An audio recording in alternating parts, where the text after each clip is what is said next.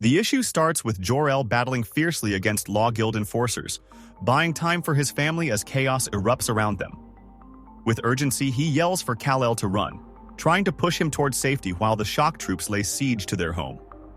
Young Kal fights back, but his older self, narrating the memory, knows now that there was never a real chance of escape.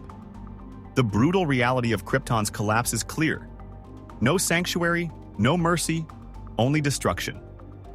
His words carry the weight of hindsight, filled with sorrow and the bitter understanding that their fight was always doomed. As his planet crumbles, Jor-El and his family cling to hope inside a desperate escape vehicle, bracing against the chaos outside. Jor-El's machine, built to ferry Kryptonians to safety, becomes a moving battleground as enforcers storm the streets, trying to prevent their exodus. Flames and destruction consume the city behind them, with desperate refugees packed inside, unsure of their destination, only knowing they must leave. Kal-El recalls the heartbreaking images of his dying home, forced to watch it collapse while they flee. In his parents' hearts, they know there is no true escape, only survival, if they are lucky. As Krypton's end looms, Jor-El frantically tries to reconfigure their escape vessel, desperate to save just one more life. Lara gently reminds him of reality. There's only so much space for the evacuees, and further adjustments could jeopardize the integrity of the ship. But Jor-El struggles to accept it, haunted by the faces of friends, neighbors, and loved ones they are forced to leave behind. The weight of their sacrifice is unbearable, knowing that countless Kryptonians will perish while they flee. With heavy hearts, they acknowledge the painful truth. This is all they can do, even if it will never feel like enough. As Jor-El and Lara share a final, heartbreaking moment, they try to reassure themselves that their desperate efforts will have to be enough. Kal-El watches, rage and sorrow swirling within him as he witnesses his parents' pain and the destruction of his world. With his loyal companion by his side, he silently vows that their suffering will not be in vain. Standing before the fiery, crumbling remains of his planet, he makes a promise: to build something greater, to ensure no one else endures what his people have. No matter what it takes, he will create a better world than the one he is leaving behind. At a heavily fortified peacemaker outpost in Pakistan, panic spreads as their soldiers brace for Kal-El's arrival. Tanks and troops scramble to hold their ground, their voices laced with fear as they question how they can possibly stop what's coming. With a desperate command, they open fire, unleashing a barrage of heavy artillery in a futile attempt to halt the unstoppable. Explosions light up the battlefield, but it's clear their firepower is meaningless against the force bearing down on them. Chaos erupts as destruction rips through their ranks, signaling the beginning of Kal-El's relentless retaliation. We transition to the present where inside the Peacemaker outpost, soldiers scramble for control, desperately seeking the status of their tank division, only to be met with screams of destruction. As they ready their weapons, tension fills the air, their orders clear: fire the moment they see him. But before they can react, a blinding blast tears through their ranks, sending bodies flying in agony. And then he arrives, Kal-El, standing amidst the flames, his eyes burning with raw, unrelenting fury. The soldiers who once mocked him now writhe in terror, and as his heat vision glows, his chilling words seal their fate as he ominously says, "No one is laughing now." Fueled by fury, Kal-El storms through the Peacemaker facility, demanding answers from his AI, Soul, as he searches for his target. Enraged, he interrogates a terrified soldier, demanding to know the whereabouts of Christopher Smith, the man responsible for the deaths of 23 innocent people. The soldier stammers in fear, insisting he doesn't know. But Kal-El's wrath is unstoppable, his rage boiling like the lava that once swallowed his home planet. Kal-El proclaims he is no longer helpless. He is the fury of billions. As the soldier begs for his life, Kal-El's burning gaze offers no mercy. As he tears through the Peacemaker stronghold, Soul works to break through their encrypted systems, warning that an unknown entity, Brainiac, is attempting to infiltrate as well. Amid the wreckage of fallen soldiers, Kal-El advances, his gaze locked on his next move. Saul locates Brainiac, who's operating from a research facility in the Nevada desert. He tells Kal that Brainiac wants to speak to him, and is also offering the whereabouts of Smith. As Krypton's final moments unfold, chaos erupts in the Redlands, with desperate families rushing to board Jor-El's ship before it's too late. The soon-to-be passengers are informed to bond with the ship as it will become their spacesuit. Amid the frenzy, young Kal-El kneels on the ground, his loyal companion beside him, staring at the red dust slipping through his fingers. The weight of his planet's destruction settles in. He has always known this was coming, but now, confronted with the reality, the grief is overwhelming. Holding the ashes of his home, he quietly says goodbye, already wondering what awaits him beyond the stars. As chaos engulfs Krypton, young Kal-El is thrown over the edge of the crumbling ship, grasping desperately as the fiery destruction swallows everything around him.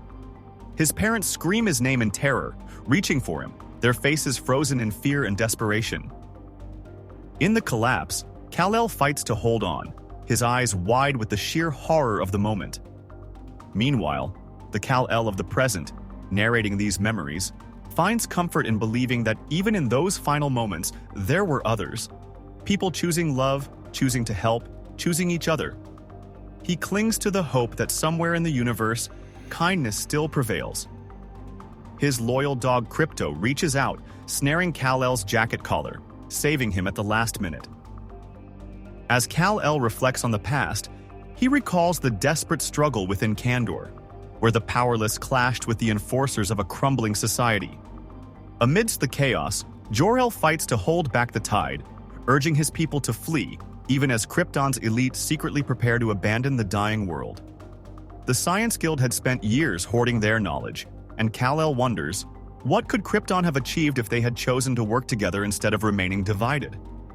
More could have been saved, no doubt, if only unity had come sooner. But as he watches the desperate flood of people crowding into ships, he knows that for most, salvation never came.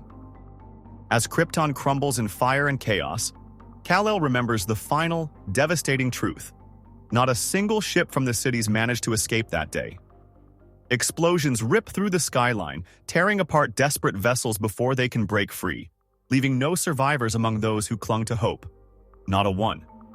The world beneath him fractures, swallowed by green energy and destruction, a planet devouring itself in its last violent moments. But amidst the ruin, one ship does rise, not from the cities at least, as Kal-El, his family, and the few who made it aboard depart their home, forever. Aboard the fleeing ship, grief and fear grip the survivors as they leave their dying world behind. But for young Kal-El, something unexpected happens. A profound calm washes over him, unlike anything he had ever known.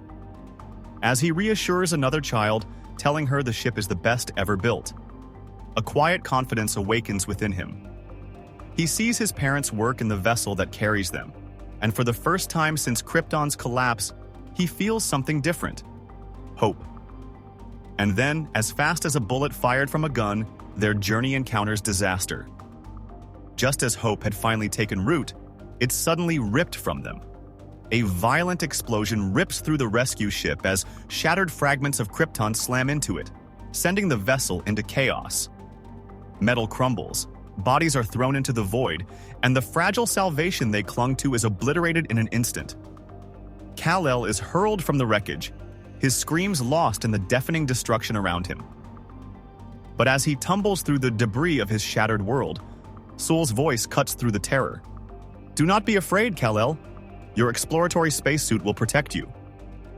As the survivors hurtle through the wreckage of their dying world, their suits transform into sleek flying vessels, carrying them away from the destruction. "I will protect you," Sool repeats, a promise against the chaos unfolding around them. Inside his craft, Kal-El frantically calls out for Krypto and his parents, desperate to know if they survived. But his relief is short-lived. Explosions erupt around him as more escapees are struck down by Krypton's fractured remains. Then, through the fear, his parents appear before him, offering reassurance in the void. Kal-El narrates that for 10 billion years, Krypton thrived beneath the searing red light of its sun, a world vast and enduring. But in its final age, it had become infested. Tiny creatures burrowed into its star-hardened skin, eviscerating it piece by piece. Krypton's insides rotted, its once mighty lungs wheezing out radioactive bile, its fate sealed long before the final explosion. 10 billion years, my homeworld stubbornly endured. And in the end, it wasn't time or nature that doomed it. It only took a few greedy million to ruin it all. As Kal-El and the remaining survivors ascend into the void, Krypton's death reaches its climax. No matter the history, no matter the wisdom, no matter the love, it can all be erased in an instant. The planet collapses upon itself, its core rupturing into a violent final explosion. Every last spark of it, gone.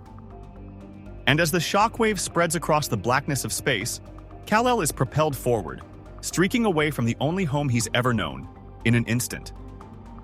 Drifting through the vast emptiness of space, Kal-El stares in horror at the glowing, floating pieces of his planet. His parents, gone. His voice cracks with desperation as he screams for them, for anyone. But only silence answers. Strapped into his escape pod, nothing hurts more than the crushing loneliness settling in. Can anyone hear me?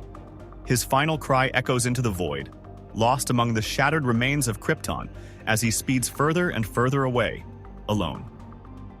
In the present day, on a desolate place on Earth, Kal-El lands with a powerful force. Soul tries to reason with him on tracking down Christopher Smith, but Kal dismisses the AI as Kal doesn't want to know where he's hiding, because if he knew, he wouldn't be able to stop himself. His fists clench as he admits the truth. He's afraid. Not of Lazarus, not of Brainiac, but of what he might do if he finally gets his hands on them. Walking in solitude, his cape trailing behind him, he lets the weight of his past consume him once more as he tells Soul that he just needs to be reminded of something. Soul's voice cuts through the silence. Reminded of what, Kal-El?